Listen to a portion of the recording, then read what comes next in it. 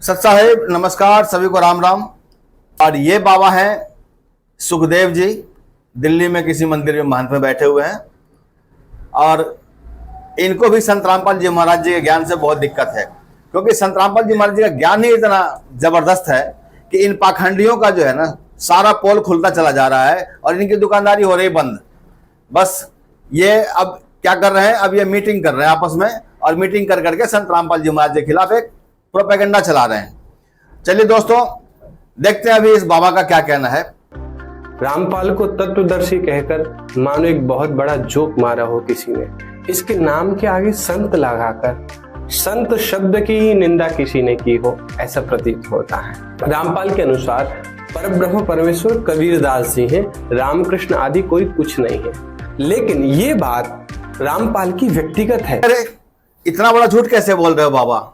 संत रामपाल जी महाराज कबीर जी को पूर्ण परमात्मा जरूर मानते हैं, लेकिन आप ये जो कह रहे हो ना परब्रह्म परमेश्वर, नहीं, ब्रह्म परब्रह्म और परम अक्षर ब्रह्म परमेश्वर। संत रामपाल जी महाराज ऐसे बताते हैं, ब्रह्म जो है वो 21 ब्रह्मांड का स्वामी है, ये ब्रह्मा विष्णु महेश का पिता है। और परब्रह्म 7 संग ब्रह्मांड का मालिक है। तीसरे नंबर का जो प्रभु है वो कबीर साहब, वो परम अक्षर ब्रह्म है। तो ये हमारे इष्ट देव जरूर है, लेकिन आप ये जो कह रहे हो ना कि राम और कृष्ण जी को संत रामपाल जी महाराज कुछ नहीं मानते, तो ये आप सरासर झूठ बोल रहे हो। आपका काम ही है भोले श्रद्धालुओं को बहकाना कि देखो हमारे सनातन धर्म का ह्रास हो रहा है, ये रामकृष्ण को नहीं मानते। क्यों इस तरह की आप तो झूठी कोरी बकवास बोल रहे हो कि राम कृष्ण सतगुरु सहजादे और भक्ति है भय प्यादे, ये रामकृष्ण भी उसी परमात्मा के बच्चे हैं। यानी संत रामपाल जी महाराज जब भक्ति प्रदान करते हैं ना किसी भी श्रद्धालु को, प्रथम स्टेज पर जब देते हैं नाम, तो पहले वो यहीं से स्टार्ट करवाते हैं। ब्रह्मा विष्णु महेश उनका मूल मंत्र देते हैं, दुर्गा जी का मूल मंत्र देते हैं, गणेश जी का मूल मंत्र देते हैं। तुम तो सिर्फ रामकृष्ण में लटके हुए हो। और संत रामपाल जी महाराज इन पंच प्रधान देवताओं का, जो यहाँ के पंच प्रधान देवता है, उन पांचों के मूल नाम देते हैं जाप करने के लिए। और यहां से देखो ये है सनातन। जब संत रामपाल जी महाराज जी की भक्ति विधि चालू होती है ना, 3 टाइम की भक्ति बताते हैं वो, इसमें राम जी, कृष्ण जी, हनुमान जी, और तुम इतने का नाम भी नहीं जानते होगे जितनों का नाम हम बता देंगे, ठीक है? तो पहले तो अब ये वीडियो देख लो संत रामपाल जी महाराज जी को क्या बताते हैं। ब्रह्मा विष्णु महेश को हम छुड़वा सकते हैं? हम कोई बालक हैं? परमात्मा कबीर जी आदरणीय गरीबदास साहिब जी को सतलोक लेकर गए थे। वह सब सतीथि से परिचित करा कर, ब्रह्मा विष्णु महेश की सतीथि से परिचित करा कर वापस छोड़ दिया। उसके बाद उन्होंने कहा था, तीनों देवा कमल दल बसे, ये ब्रह्मा विष्णु महेश, प्रथम इनकी वंदना फिर सुन सतगुरु उपदेश। उन्होंने कहा था कि ब्रह्मा विष्णु ये तीनों देवा कमल दल में बसते, हमारे कमलों में, इन दलों में अंदर रहते हैं। और प्रथम इनकी वंदना, ये मंत्र जो करते हैं हम इनकी साधना करते हैं। और फिर सुन सतगुरु उपदेश, सतगुरु के ज्ञान को सुनो और उसका पूरा कंप्लीट कोर्स लो, तब ये बात बनेगी। वास्तविकता में कबीर क्या है, कबीर किसके भक्त थे, कबीर कौन थे और उनका जन्म कैसे हुआ, इस विषय में मुझे एक प्रमाण मिला। अच्छा, जो कि वेदव्यास जी के द्वारा लिखित भविष्य पुराण में उल्लेखित है। भविष्य पुराण जो आगे आने वाली घटनाएं कैसे होंगी उस विषय में थोड़ा निर्देश करता है। अच्छा जी, चलो देखते हैं भविष्य पुराण में क्या निर्देश है। ये भविष्य पुराण है जो कि गीता प्रकाशन से प्रकाशित है। इसमें 346 नंबर पर, 356 नंबर पर, अरे ये 346 का मतलब 356 नहीं होता है, 346 होता है। चलो कोई बात नहीं, आपने ये कंफ्यूजन में और ईर्ष्या में आदमी कभी कभी गलत बोल जाता है। कबीरदास जी के विषय में क्या लिखा है वो मैं आपको अपने शब्दों में बता देता हूँ। भविष्य पुराण के अनुसार अनिल नामक एक ब्राह्मण था जिसने बहुत समय पूर्व तपस्या करी और तपस्या करके अग्निदेव को प्रसन्न किया। भविष्य पुराण में तो ऐसा होना चाहिए कि एक राजा होगा, वो ऐसा करेगा, ऐसा होगा, लेकिन तुम तो ये सुना रहे हो कि एक था, एक वो था, यानी तुम तो पास्ट टेंस में जा रहे हो भाई। चलो ठीक है, बढ़ो आगे देखते हैं। अग्निदेव ने उनको वरदान दिया कि तुम मरुद गणों के स्वरूप में उत्पन्न होगे। तो वही अनिल नामक ब्राह्मण 49 मरुद गणों के स्वरूप में प्रकट हुआ। सूत जी आगे बता रहे हैं कि वही वायु वैश्य जातीय धान्य पाल के घर में मूल गणांत में उत्पन्न हुआ, जिसको गंडमूल बोलते हैं। उसके अंत में एक बालक उत्पन्न हुआ, और वो बालक किसके घर में उत्पन्न हुआ? वैश्य जाति, मतलब बनिए के घर में उत्पन्न हुआ। माता पिता ने ऐसा विचार किया कि ये तो गंडमूल में पैदा हुआ है तो अशुभ है। ऐसा मानकर माता पिता ने काशी के विंध्य वन में उसको छोड़ दिया। वहां पर एक निसंतान अलिक नामक वस्त्र निर्माता अर्थात जुलाहा व्यक्ति आया और उस बालक को लेकर अपने घर आ गया। अच्छा, बनिए को ये किसने बताया कि ये गंडमूल नक्षत्र क्या होता है? गंडमूल नक्षत्र में पैदा होने वाला अशुभ होता है, ये किसने बताया? ये भी तुम्हारे जैसा ही झोपड़ी वाले बाबा ने बताया होगा। अब तुम एक बात बताओ, कबीर साहब गंडमूल में पैदा हुए तो वो अशुभ हो गए, और उनको उस बनिए ने जंगल में फेंकाया, वहां से उठा करके किसी जुलाहे ने ले गया। लेकिन तुम बताओ, जिसका गंडमूल नक्षत्र में पैदा हुआ, यानी कितना गलत मुहूर्त में पैदा हुआ, यानी वो तो बच्चा तो अशुभ होना चाहिए था, तो वो बच्चा आज ऐसा विश्व प्रख्यात है कि उसकी एक एक वाणी के ऊपर लोग पीएचडी कर रहे हैं। तुम कौन से नक्षत्र में पैदा हुए थे? हमारे ख्याल से तुम्हें भी उसी गंडमूल नक्षत्र में पैदा होना चाहिए था, ताकि तुम्हारा भी नाम कबीर साहब जैसा होता। लेकिन तुम पता नहीं कौन से मुहूर्त में पैदा हुए। अपना मुहूर्त निकलवा के देख लेना और उसको अशुभ कर देना और गंडमूल नक्षत्र को शुभ बता देना। लेकिन इस व्यक्ति ने इस कथा को नहीं बताया। इसने जो राधा रानी के विषय में जो कथा है, भगवती राधा रानी कैसे प्रकट हुई, कमल के फूल पर राधा रानी प्रकट हुई, उस कथा को चुरा कर कबीर जी के जन्म से जोड़ दिया। अरे अरे जर बुद्धि बाबा, हमने तो सुना था ब्रह्मा जी कमल के फूल पर प्रकट हुए थे और आपने राधा रानी को कमल के फूल पर प्रकट कर दी। वाह, कमाल हो गया। लेकिन राधा रानी के जन्म के विषय में आपके जैसे पाखंडी बाबाओं ने कई तरह की कहानी बना रखी है। किसी ने यह भी कहा है कि राधा रानी अपनी माता कीर्ति के गर्भ से पैदा हुई हैं। किसी ने यह भी कहा था कि राधा रानी के पिताजी वृषभान जी कहीं झाड़ू लगा रहे थे, साफ सफाई कर रहे थे, वहां मिट्टी से निकला, राधा रानी मिट्टी से पैदा हुई थी। तुम कह रहे हो कि कमल के फूल से प्रकट हुई थी। तो पहले तुम आपस में यह डिसाइड कर लो कि राधा रानी कहां से प्रकट हुई थी, फिर वो एक सच्ची घटना बना करके और आगे लोगों को प्रस्तुत कर देना। तुम्हारे जितने मुख उतनी तरह की बातें। इसका मतलब तुम सफेद झूठ बोल रहे हो कि राधा रानी कमल के फूल से प्रकट हुई थी। ठीक है, चलो आगे बताओ क्या। जबकि अब ये बताओ, भविष्य पुराण सही है कि ये कल पैदा हुआ रामपाल सही है? अब अगर रामपाल सही है तो भविष्य पुराण गलत है, और भविष्य पुराण गलत है तो रामपाल सही है। लेकिन ये कहता है मैं शास्त्रों के द्वारा बताई गई बातें ही बताता हूं, लेकिन यहाँ पर तो भविष्य पुराण तुम्हारी बात को गलत कर रहा है। देखिए, आपने जो कहा कि भविष्य पुराण गलत है या संत रामपाल जी गलत है, तो अभी तक जो आपने अपना ये भविष्य पुराण दिखाया है, इस भविष्य पुराण के अनुसार से हमें तो लग रहा है कि ये भविष्य पुराण है ही नहीं, ये तो भूत पुराण है। इसमें जो लिखावट है, ये व्याकरण के अनुसार ये भविष्य पुराण नहीं है, ये भूत पुराण है। इसमें वो सारी घटनाएं लिखी हुई है जो पहले घट चुकी है। भविष्य पुराण के अंदर तो ये होता है कि आगे आने वाली ये घटनाएं होंगी, तो उसमें ऐसा लिखा होना चाहिए था कि एक राजा होगा, वो ये कार्य करेगा, एक ब्राह्मण होगा, उसका नाम अनिल होगा, फिर एक बनिया होगा, उस बनिए के यहाँ घर एक बालक पैदा लेगा, वो गंडमूल नक्षत्र में होगा।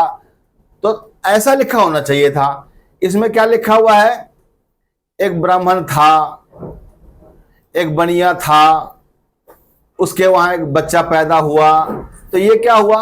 ये तो भूतकाल में चले गया ना आप। ये भविष्य पुराण आपके हाथ में जो है, हम ये नहीं कह रहे कि भविष्य पुराण गलत है, लेकिन आपके हाथ में जो भविष्य पुराण है वो भविष्य पुराण नहीं है। वो आपके जैसे पाखंडियों ने इसमें मिलावट करके इसको भूत पुराण बना दिया।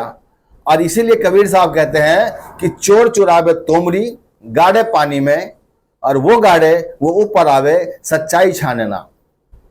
तुम कितना भी कोशिश कर लोगे झूठ को सच करने की, कहीं ना कहीं तुम गलती जरूर करोगे। जैसे चोर होता है ना, अपना एक कोई ना कुछ सबूत छोड़ देता है, ये इतना बड़ा बड़ा तुम गलती कर रहे हो बाबा झोपड़ी वाले, और तुम्हारी समझ में नहीं आ रहा कि तुम भूत पुराण पढ़ रहे हो, भविष्य पुराण पढ़ रहे हो, तुम अपने आप को ज्ञानी बता रहे हो, संस्कृत के महाज्ञानी, मूर्ख बाबा।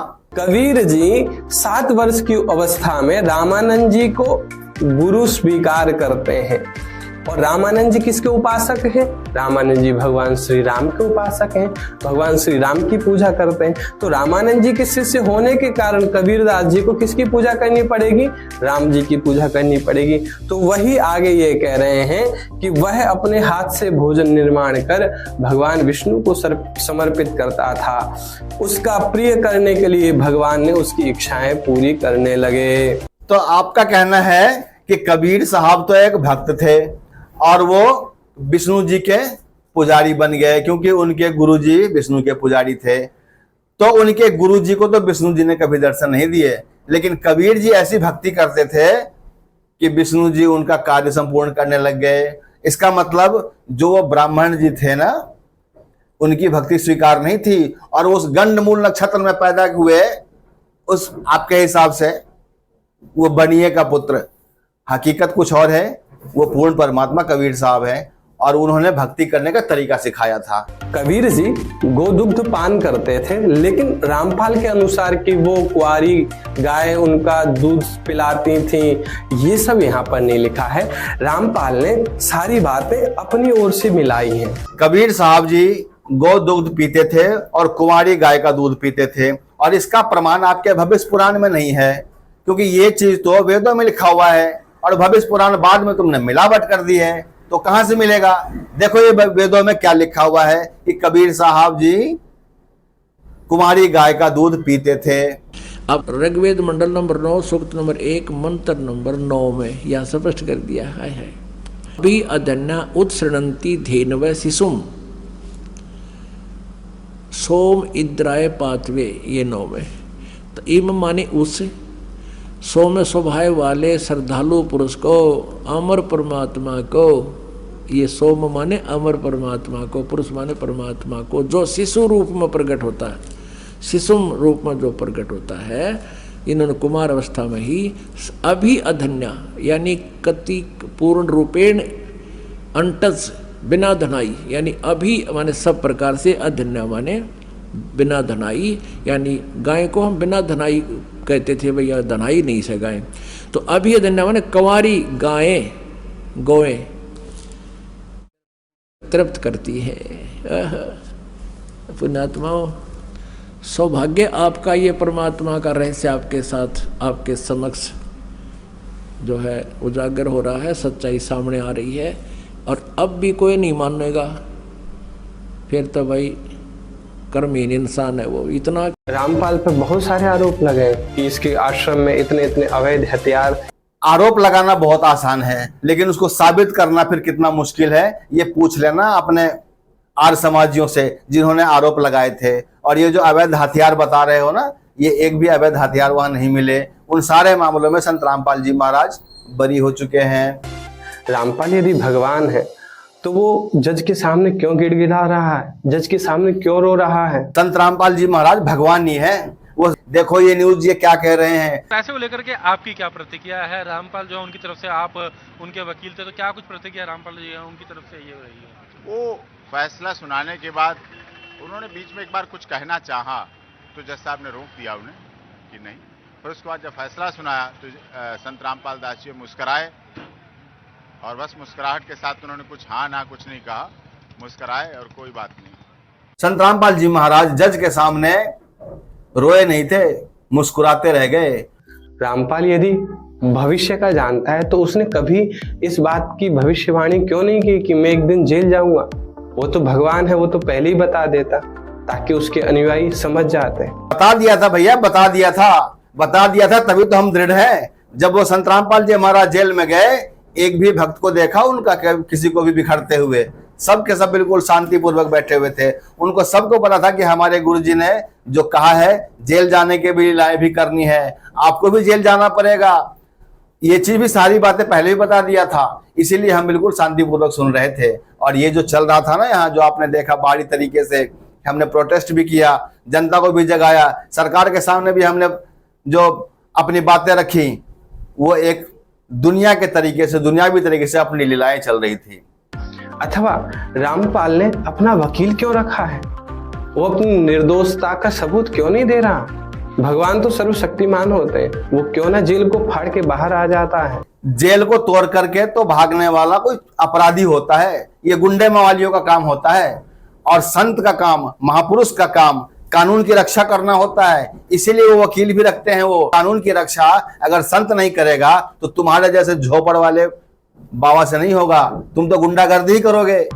ऐसा भगवान हमने नहीं देखा कि जो जेल में जाने के डर से भयभीत होकर अपनी एक फौज सामने खड़ी कर दे और सरकारी संपत्ति को और सरकारी लोगों को नुकसान पहुंचाए।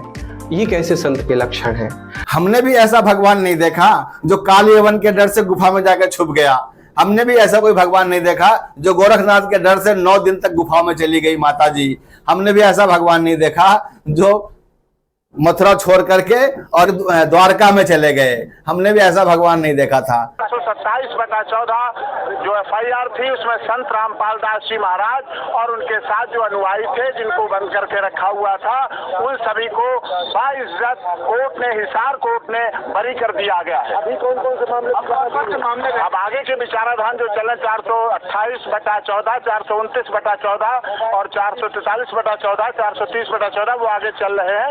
इन 2 केसों में 426/14, 427/14 में संत रामपाल दास जी महाराज को बाइज्जत बरी कर दिया गया है। और मैं आप सबको आपके चैनल के माध्यम से कहना चाहूंगा कि हमारी हिंदू सभ्यता संस्कृति के रक्षक जो संत रामपाल जी महाराज हैं, उनका पूरा नाम केवल रामपाल न लिखा जाए, संत रामपाल दास जी लिखा जाए। आप लोग भी अपने इस बात को नोट करके रखें। जो चैनल है, अखबार है, प्रिंट मीडिया, इलेक्ट्रॉनिक मीडिया, दुख होता है हमें जब निर्दोष लोगों को फंसाया जाता है। सुनिए आप मेरी, सुनने के शब्द।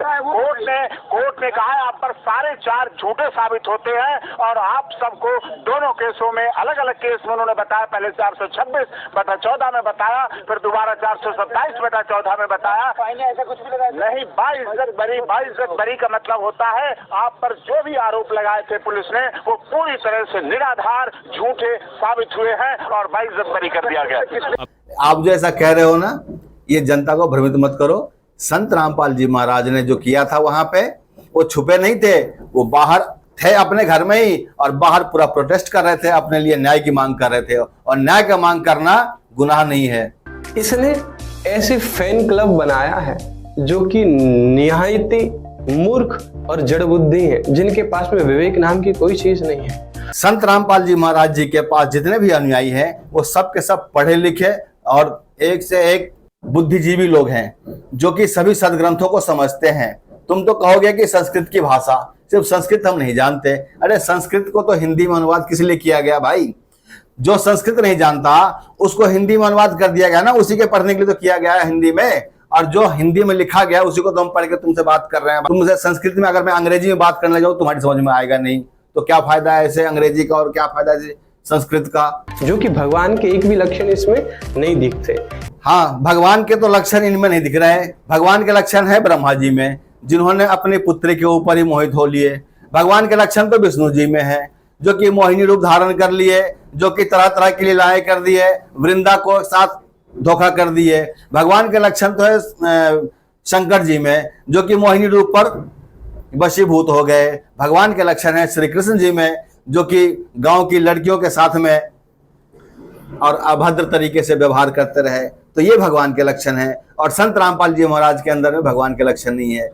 कैसे जड़ बुद्धि हो तुम। इसके चेले क्या कहते रहते हैं, हमारे गुरुजी के विषय में बहुत सारी भविष्यवाणियां की हैं, भविष्य वक्ताओं ने भविष्यवाणी की है जो कि रामपाल पर सटीक उतरती हैं। हाँ बिल्कुल सही बात है। जितने भी भविष्य वक्ताओं ने अभी तक भविष्यवाणी की है संत रामपाल जी महाराज के ऊपर कि संत रामपाल जी महाराज एक हिंदू संत होगा, भारत में जन्म लेगा और उसका ज्ञान ऐसा होगा कि पूरी दुनिया में छाएगा और उसकी ही अध्यक्षता में भारत विश्व गुरु बनेगा।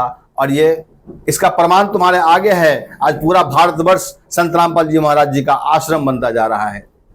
कबीर सागर कबीर जी के जाने के बाद में कम से कम 100 साल बाद में लिखा गया, जिस पर विद्वान उसको प्रमाण नहीं मानते, जो कि अपने आप में एक बहुत बड़ा षड्यंत्र है।